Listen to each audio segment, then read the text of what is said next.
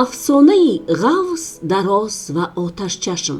ин ҳодиса дар замонҳои қадим ки дар он вақтҳо гурбаҳо кавш пӯшида савлат карда мегаштанд, қурбоқаҳо дар сар кулоҳ мениҳоданд, харҳо маҳмез доштанд ва харгӯшҳо сагҳоро дошта мехӯрданд, рӯй дода буд.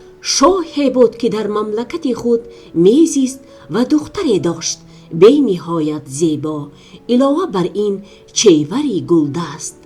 аз мамлакатҳои бисёре шоҳону шоҳзодагон ба хостгориаш меомаданд, аммо ӯ шавҳар кардан намехост ва чун ин хостгориҳои беохир ба дилаш зад, эълон намуд: ҳар касе ки 3 шаб маро посбонӣ карда тавонад, ба он мерасам ва агар ман дар ин 3 шаб номаълум аз хонаам баромада тавонам, посбонро сар мезанам.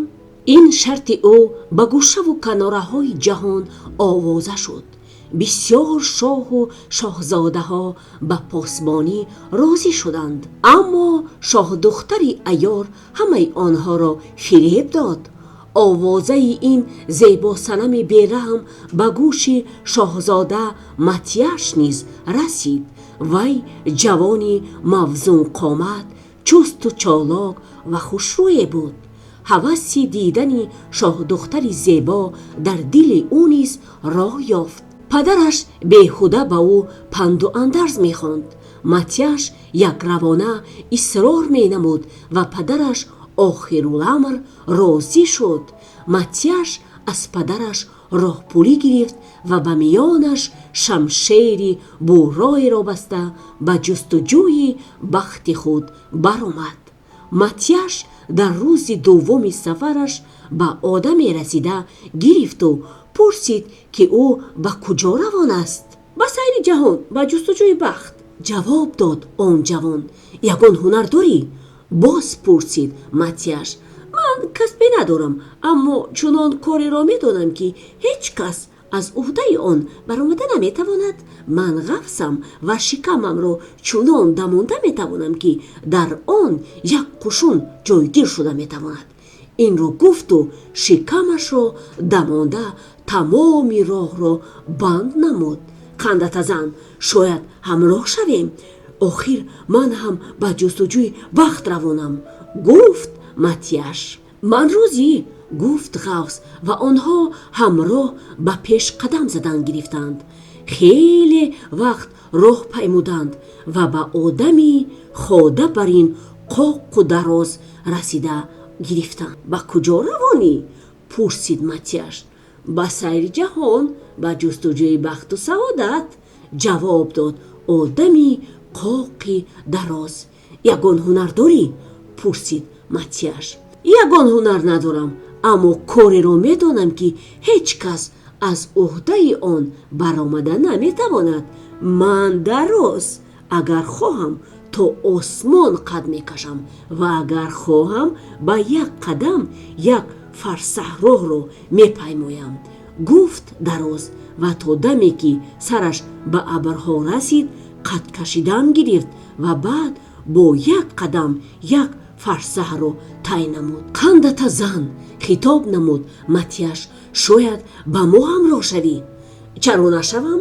мешавам, гуфт дароз ва онҳо ҳамроҳ ба пеш қадам задан гирифтанд. онҳо ба бешаи расиданд ва диданд ки одаме ҳезум ҷамъ дорад.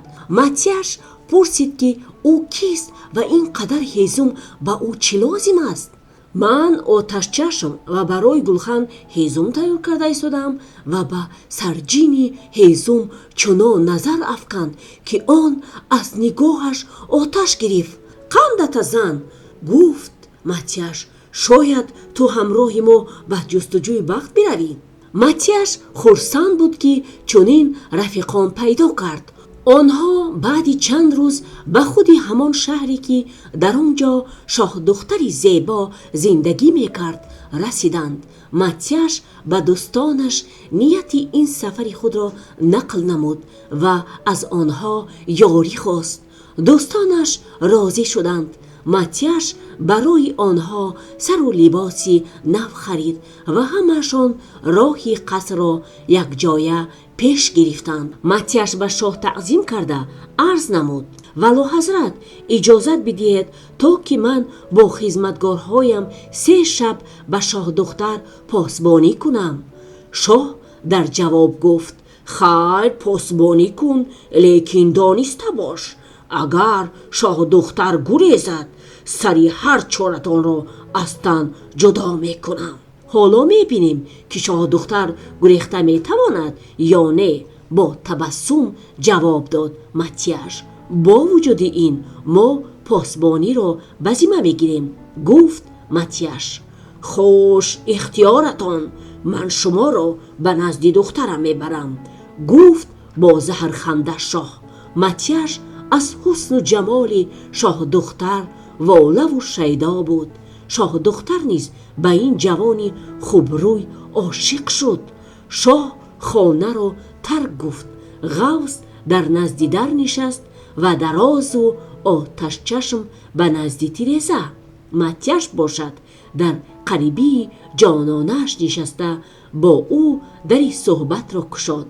дери нагузашта шоҳдухтар ки аз ҷояш наҷунбида менишаст, гуфт: хобам омад, ман камтар ғанаб мекунам, ва сарашро ба болин монд.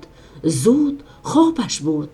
матяш чун дид ки шоҳдухтар дар хоби фароғат аст, сарашро ба болои кафи дастонаш монд. пилкҳои чашмаш беихтиёр ба ҳам омаданд.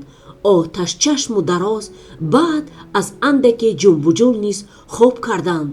ғавсро ҳам хоб бурд. шоҳдухтари айёра ки худро ба хоб зада буд, чун дид ки ҳамаи посбонҳояш хобидаанд, ба себаки сурхе табдил шуду ғелон ғелон аз таги бинии ғавс гузашта ба рӯи ҳавлӣ баромад ва аз он ҷо ба кӯча. аммо дар ин вақт матяш аз хоб ҷаста хист ва чун дид ки шоҳдухтар ғайб задааст, рафиқонашро бедор кард. оташчашм сарашро аз тиреза бароварда дид ки себаки сурхе ба мағзори сабз ғелон ғелон равон аст. вай онро ба дароз нишон дод. дароз худро ёзонду онро гирифта ба хонаи хоб овард. ҳамин ки матяш ба себаки сурх даст расонд, вай фавран ба шоҳдухтар табдил ёфт. фарду саҳар чун шоҳ ба хонаи хоби духтараш даромад ва ӯро дар паҳлӯи матяш дид, сахт оташин шуд, аммо илоҷе ва барои сарзаниш баҳонае надошт. илова бар ин вай маҷбур буд ки боз ба ин посбонҳои нохонда хӯроки чошт ҳам бидиҳад. ғавс дар як нишаст гӯшти 2 барзаговро пок покиза хӯрд ва 4 зарфи шаробро нӯшид. бо вуҷуди ин сер нашуд. рӯз ба охир расид. матяш бо рафиқонаш боз ба посбонии духтар равон шуданд. шоҳ ба духтараш қатъиян таъкид намуд ки ин дафъа айёрона рафтор карда посбонҳояшро фиреб диҳад. чун дар шаби якум ғавс дар назди дар дароз кашид. дарозу оташчашм дар назди тиреза нишастанд ва матяш дар паҳлӯи шоҳдухтари зебо нишаст. матяш ва шоҳдухтар дари суҳбатро боз карданд. матяш аз шоҳдухтар чашм канда наметавонист. қарибии нисфи шаб шоҳдухтар гуфт: ман хоб кардан мехоҳам, ва ба рахти хобаш даромад. матяш чун дид ки шоҳдухтарро хоб бурд, бо оринҷ ба миз такя карда сарашро ба кафи дастонаш монд ва дери нагузашта хоб бар ӯ низ ғалаба кард. шоҳдухтар маҳз ба ин дақиқа интизор буд ва чун бидид ки матяш ва хизматгоронаш хоб карданд, ба кабутар табдил ёфту аз тиреза баромад. аммо шамоли қаноташ ба бинии дароз расид ва ӯ низ аз хоб бедор шуд. Кабутар бошад аллакай ғайб зада буд. бо вуҷуди ин оташчашм ӯро дид ва бо нигоҳи оташинаш болашро андаке сӯзонд. кабутар ноилоҷ ба болои дарахте нишаст. дароз дасташро дароз карду кабутарро гирифта ба Матяш дод. ҳамин ки Матяш ба кабутар даст расонд, вай боз ба шоҳдухтар табдил шуд. шаби сеюм ҳам фаро расид. шоҳ ба духтараш фармуд ки ақлашро дурустака кор фармояд ва аз посбонон раҳоӣ ёбад. Матяш ба ёрдамчиёни худ чунин гуфт: хуш бародарон, агар имшаб шоҳдухтар аз дастамон гурезад, сари ҳамаамонро аз тан ҷудо хоҳанд кард. безобита нашав, гурехта наметавонад, тасаллӣ доданд рафиқонаш. онҳо ба хонаи хоби шоҳдухтар даромаданд ва ҳар кас дар ҷойи худ нишаст ва Матяш боз дар паҳлӯи шоҳдухтар нишаст. Матяш ошиқи волаву шайдо шуда буд, аммо мутаассифона маъшуқааш на дар фикри ӯ, балки дар фикри гурехтан буд. қариби нисфи шаб шоҳдухтар гуфт ки хоб бар ӯ ғалаба карда истодааст ва ба ҷойгаҳаш даромада чашмони зебояшро пӯшид. Матяш бо оринҷҳояш ба миз такя карда ва сарашро ба болои кафи дастонаш монда ба шоҳдухтар чашм духт. вай хеле вақт шоҳдухтарро назора намуд, аммо хоб боз ба ӯ ғалаба кард. ба рафиқонаш инчунин: шоҳдухтар ки худро қасдан ба хоб зада буд, пинҳонӣ онҳоро назора менамуд. чун бидид ки ҳама хоб карданд, ба хомӯшак табдил шуда парвозкунон ба рӯи ҳавлӣ баромад ва фавран ба моҳӣ мубаддал гашту ба қаъри чоҳ ғутта зад. агар овози хомӯшак ба гӯши оташчашм намерасид, ин дафъа Матяш шоҳдухтарро пайдо карда наметавонист. оташчашм ҳамаи инро дида рафиқонашро аз хоб бедор кард. онҳо ба сӯи ҳавлӣ давиданд. чоҳ хеле чуқур буд. дароз бо тамоми қувва худро ёзонду ба қаъри он даст расонд. хеле вақт моҳичаро кофт, аммо ёфта натавонист. кани ман ба чоҳ дароям, гуфт ғавз. дароз аз чоҳ баромад. ғавз худро ба чоҳ партофта тамоми оби онро дамонда ба боло баровард. бо вуҷуди ин моҳичаро ёфта натавонистанд. баро, ман ҳозир вайро бирён мекунам, хитоб намуд оташчашм. ғавз аз чоҳ баромад ва оташчашм ба он чашм духт. оби чоҳ ба ҷӯш омада ба боло дамид ва моҳичаро ба берун ҳаво дод. моҳича ба замин афтоду дар худи ҳамон лаҳза ба шоҳдухтар табдил ёфт. Матяш ҷаста омаду ӯро сахт ба оғӯш кашид ва ба рафиқонаш ташаккурҳо гуфт. шоҳ сахт оташин шуд. шоҳдухтар гуфт: мувофиқи шарт ва мувофиқи хости дили ман, вай акнун шаваршавандаи ман аст. чунки ба ӯ ин ҷавони зебо кайҳо писанд шуда буд. шоҳ бошад духтари худро ба Матяш доданӣ набуд. Матяш бар қасди шоҳ аз дасти арӯсаш гирифту бо дӯстонаш ба сӯи мамлакати худ равон шуд. шоҳ аз ин рафтори Матяш бештар хашмгин шуда қушуни худро аз паси онҳо фиристод ва фармуд ки бе шоҳдухтар барнагарданд. Матяш бо арӯс ва дӯстони худ хеле роҳ паймуд. ногаҳ шоҳдухтар ба оташчашм фармуд ки ба қафо бинигарад. оташчашм ба қафо нигариста гуфт: аскарони подшоҳ моро таъқиб карда истодаанд. шоҳдухтар аз сараш рӯймолашро гирифта ба бод дод ва гуфт: чӣ қадаре ки дар рӯймол нах бошад, ҳамон қадар дарахт шавад. дар худи ҳамон лаҳза бешаи анбӯҳе қомат афрохт. то даме ки сарбозони шоҳ аз беша мегузаштанд, онҳо хеле роҳро паймуданд ва хаставу монда шуда барои дамгирӣ бинишастанд. боз шоҳдухтар ба оташчашм фармуд ки ба қафо назар намояд. کن آنها را هنوز هم تعقیب میکنند یا نه؟ آتش چشم گفت که قشون شاه از بیشه گذشته به سوی آنها می شتابد. نه، آنها به ما نمی رسند، گفت شاه دختر و اندکی گریه کرده امر نمود: های اشک من دریا بشو. در خودی همان لحظه دریای پهناور جاری شد. تا قشون شاه از آن گذشت، فراری ها خیلی راه پیمودند. کنی آتش چشم باز به قفا نظر کن، آیا قشون شاه از دریا گذشت؟ باز پرسید شاه دختر. قریب است که آنها ما را دریاب کنند، خطاب نمود آتش چشم. بگذار شب شود، خطاب نمود شاه دختر. هنوز وی سخنش را به آخر نرسانده بود که دراز قدمش را یازانده با تلپکش نصف آفتاب را پوشاند و در آن جایی که قشون شاه بود پرده تاریکی افتاد، یعنی شب شد.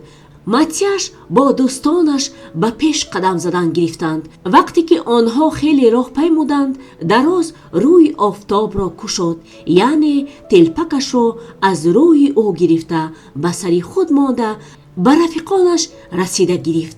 فراری ها به دروازه شهر نزدیک می شدند، اما سربازان شاه حالا هم از قفای آنها می اومدند و قریب بود که به آنها می رسیدند.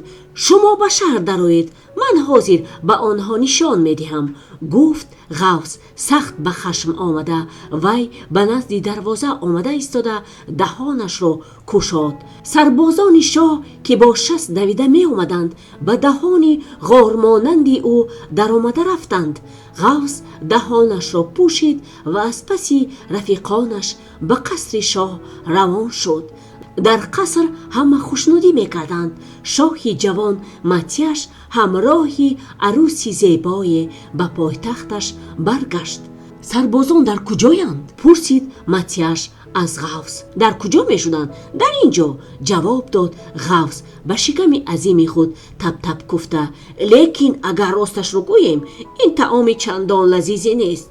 اگر این خیل باشد آنها را سرده، گفت خنده کنان متیاش و تمامی رعیت خود را به تماشا جیغ زد. غوث دستانش را به میان ماند، یک سلفه زد و سربازها یکی از پس دیگری از شکمش جسته بر آمدند. یکی از نفرشان که کندلنگ می آمد در گلویش در ماند، اما غوث یک زور زد و آن سرباز از گلویش جسته بر آمد و 7 فرسخ پریده رفت. دیری نگذشته با شادی و خرسندی توی و سر سر کردند. پدری عروس چون شنید که دخترش به ولیعهد مقتدر می رسد، از گناه سربازانش که امرش را اجرا کرده نتوانستند گذشت و شخصا به توی تشریف آورد. متیاش به دوستانش به عوض خدمتشان حاتمانه مکافات داد و آنها را یک عمری در قصر خود مسکون نمود. اینجا افسانه ما به پایان رسید. اگر افسانه پسندتان شده باشد، خواهشمندم که علامت بسیار خوب را پخش نمایید. شاد و فیروز باشید.